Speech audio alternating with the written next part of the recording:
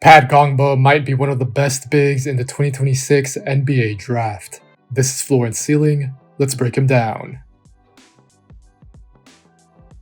Pat Ngongba II will be in the NBA for a long time if he stays healthy. However, Ngongba's extensive history of foot injuries must be factored into his evaluation, especially given the league's current physical demands. That said, he has few glaring weaknesses for a center, and I don't consider his improvement points to be disqualifying. The Duke sophomore is efficient at the rim, though not spectacularly so. He plays with bruising strength, which also gets him to the charity stripe, and from there, he converts about 69% of his free throws, which is quite good. Ngongba will also add value with his rebounding on both ends, although I'll admit, I'm curious to see him in a context with a frontcourt partner who's less dominant than Cam Boozer. Thinking about the rest of the 20-year-old's offensive profile, his standout skill might be his passing. Ngongba's a standstill playmaker, but he's very useful around cutters and three-point shooters. Continuing to think about the NBA, I think Ngongba's offensive profile needs to be redirected more towards the pick and roll. And again, I'm thinking about Boozer and the attention that he receives here. I'm also not sure about how functional Ngongba's athleticism will be in space. He's a smart defender, but sort of rigid as a mover when he has to cover a lot of ground, execute long closeouts, or switch onto genuine ball handlers. I'm a little concerned about his lack of vertical pop and twitch, as I think Ngongba's rim protection is somewhat capped by that. At the end of the day, Ngongba doesn't do much wrong, but he doesn't really pop in any one area either. There's nothing wrong with that. I had him number 15 on my preseason board, now he's around my top 20, but this draft is so loaded that I would rather opt for players who I believe can feasibly achieve a higher outcome. As of now, Ngongba reminds me of a less physically gifted Derek Lively, a version of Thomas Bryant with much better feel, or a younger Dylan Cardwell with much more pedigree. Let's start with Ngongba's finishing. He's efficient and he leverages his positional size and strength. The Duke big basically lives at the basket right now. He's finished about 72% of his shots at the rim this season, where he's also often getting fouled.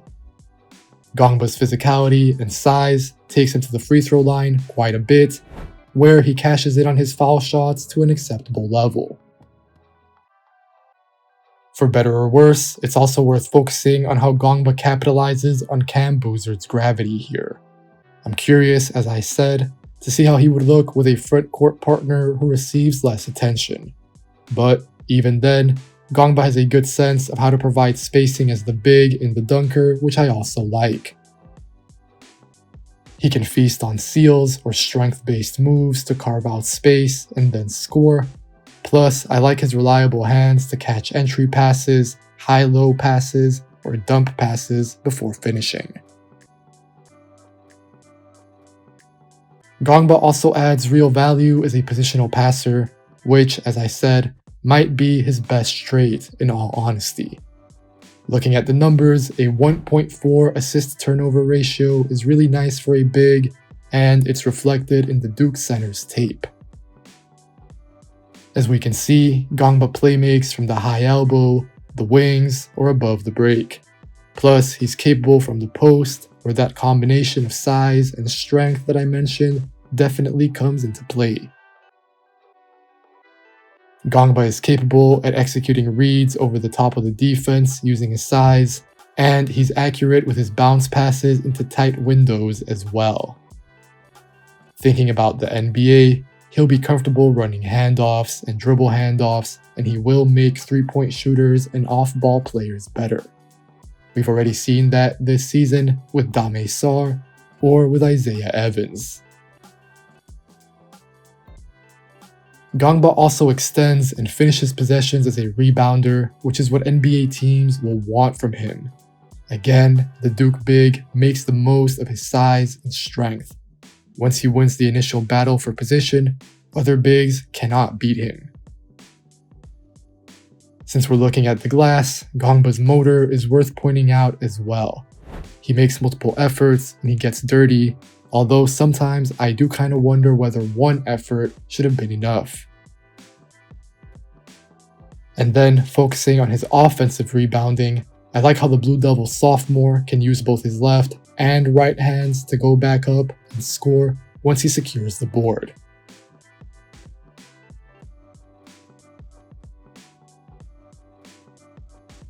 Defensively, I'm a fan of Ngongba's interior defense, and I think it will carry over to the league. I'll get into this in a bit, but even though his loading time might be slow, he does have decent verticality to offset that. Ngongba's block numbers are not amazing, but here I think it's worth noting that they could be somewhat suppressed by Duke's system. Look at Kaman Maluach last year, for example, even though they are different prospects. Then, Ngongba cannot be moved in the post. Bigs might bump him, but he doesn't budge. The Duke big is listed at 250 pounds already, so I expect him to be fine in the league from a physical standpoint as long as his feet injuries don't cause him issues. Very quickly, Ngongba flashes some slight shooting potential, but the moments have been too scarce for me to believe in. Still, his free throw numbers, as you'll see below, are fairly encouraging for a 6'11" big. Then, Ngongba's threes don't go in, but he is taking them now, and we've seen them converted from time to time. Thinking about the questions with Ngongba now, I'm unsure about his ground coverage and his pop on defense. His high hips can give him issues when he has to turn directions, remove passing angles, or get low versus ball handlers. Ngongba definitely prefers to stay rooted to the paint, and I don't think he looks that comfortable stepping out and executing long closeouts. He also lacks quick twitch off the ground, as I've said, so I find his rim protection to ultimately be limited, even though he does have the length and the smarts. In space, he's fine positionally, but guards and wings don't seem particularly scared to take him on, and I think this will be even more amplified at the NBA level. Finally, Ngongba really needs to foul less. Losing him really hurt Duke versus North Carolina, for example, but this is a recurring issue. Offensively, my question is whether Ngongba can be reconverted into more of a pick-and-roll big. At Duke, he's mostly been scoring on steals, paint catches, or post-ups, so I'm wondering whether he can play out of ball screens, especially as a roller, even more. Part of the reason I'm not super high on Ngongba is because I think that he'll always need to be set up to score. There's not necessarily anything wrong with that, but right now he already relies on Cameron Boozer a lot. So if one of the players that Ngongba reminds me of is Derek Lively, then it's worth thinking about Lively with and without Luka Doncic. Ngongba can score in the post, for example, but to be honest, I don't really want too much of that. Relatedly, I'm wondering if he can play in transition. I don't have too much trust in Ngongba as a rim runner. Again, it's those foot injuries, but he doesn't really sprint or beat defenders down the floor too often either. This can affect Ngongba's defense as well, since he needs to be able to get back in the open court. But also, I do think it's worth thinking about Ngongba's lower end outcomes and what this might entail for them. Ultimately, I'm just not sure what Ngongba is great at. His profile is fine, but it doesn't particularly stand out.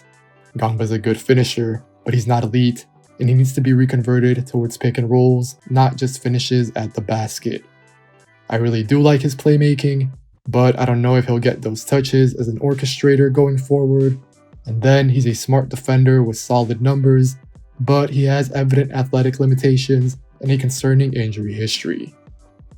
As always, if you enjoyed this video, make sure to leave a like, make sure to leave a comment telling me what you make of Pat Ngongba, make sure to subscribe to the Floor and Ceiling Substack, And if you want to watch more videos like this, subscribe to the channel as well. Take care, and I'll catch you guys next time.